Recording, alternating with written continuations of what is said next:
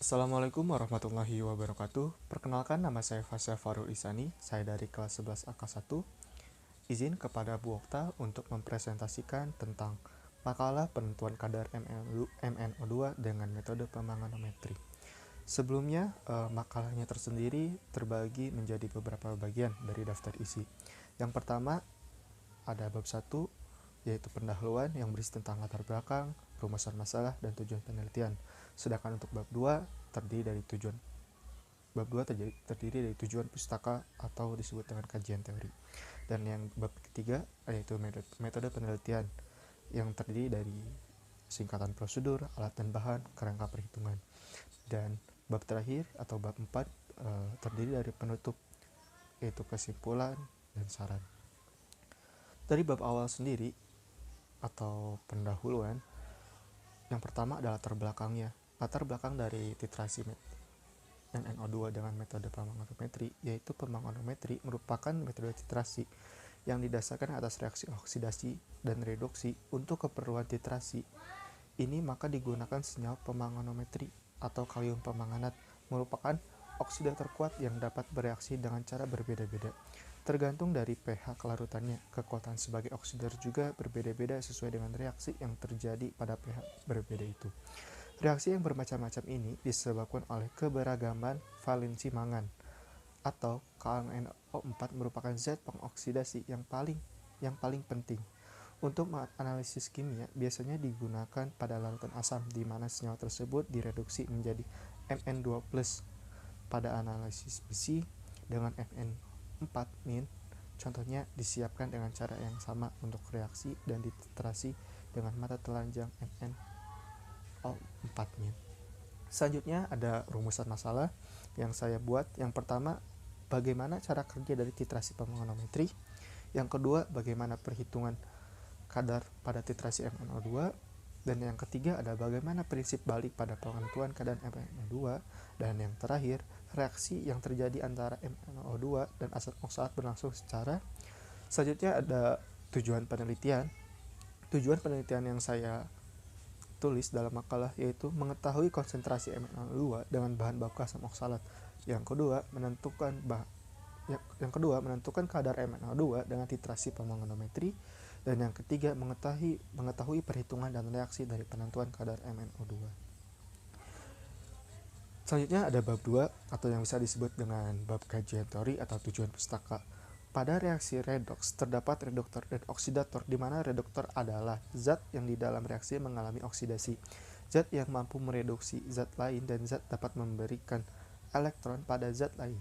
Sedangkan oksidator adalah zat yang mengalami penurunan bilangan oksidasi.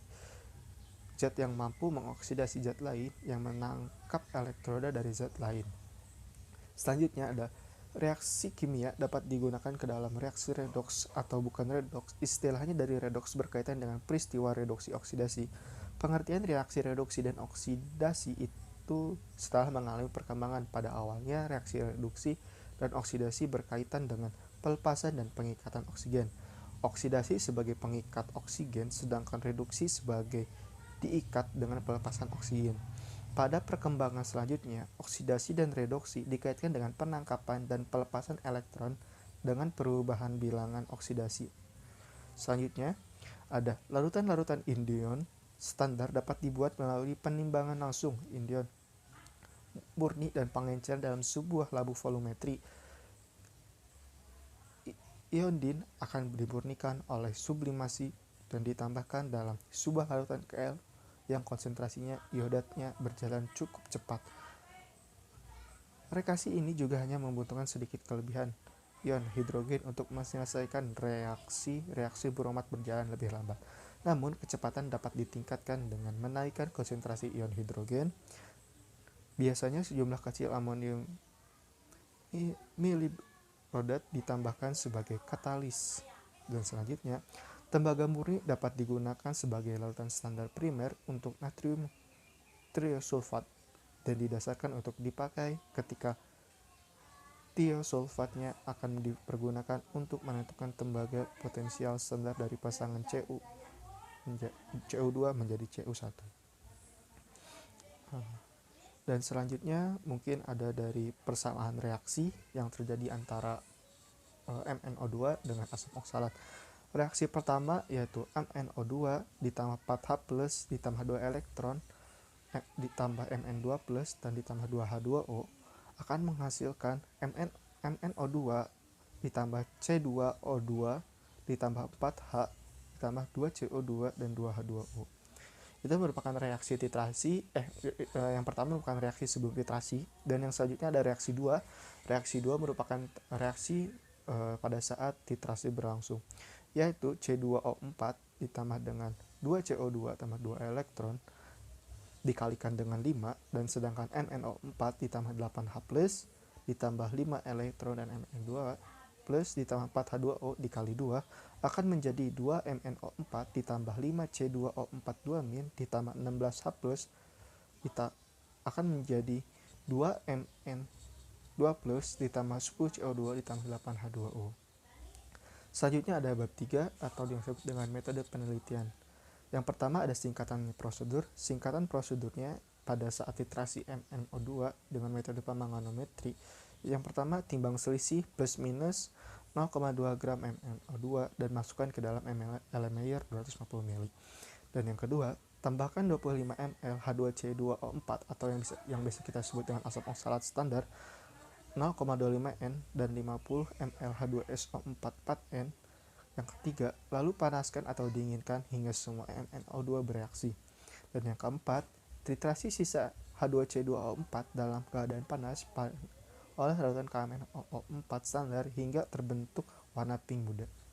Selanjutnya ada prinsip kerja dari titrasi pemanganometri MnO2, yaitu sejumlah sampel MnO2 direaksikan dengan sejumlah standar H2C2O4 terukur berlebih dalam suasana asam dan panas, dan sisa H2C2 titrasi oleh larutan KMnO4 standar pada suasana asam dan panas hingga larutan berubah warna dari tak berwarna menjadi pink. Jadi, pada TE Mac H2C2O4 sisa sama dengan Mac KMnO4 sehingga kadar Mn2 dapat dihitung.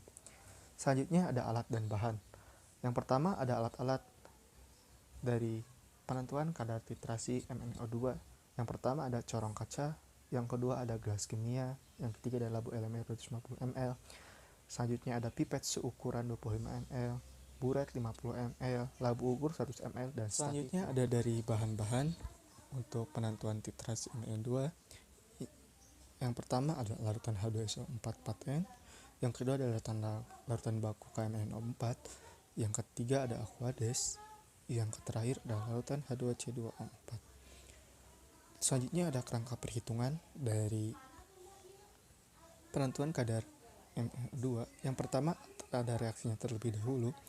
MnO2 ditambah C2O4 2- ditambah 4H+ menjadi MnO2+ ditambah 2CO2 ditambah 2H2O. Dan reaksi yang kedua ada 2 MnO4 ditambah 5 C2O4 2- ditambah 16H+ menjadi 2 Mn2+ ditambah 10 CO2 ditambah 8H2O. Kerangka perhitungannya, yang pertama mencari EK MnO2 sama dengan H2C2O4 dikurang EK KMnO4 sama dengan volume dikali konsentrasi H2C2O4 dikurang volume dikali konsentrasi KMnO4.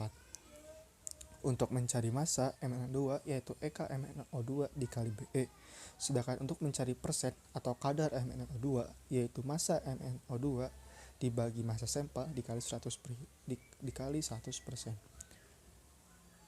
Mungkin cukup sekian saja pada presentasi yang saya presentasikan. Mohon maaf apabila ada kesalahan atau tutur kata yang kurang berkenan atau presentasi saya yang istilahnya tidak memadai atau bisa dibilang kurang.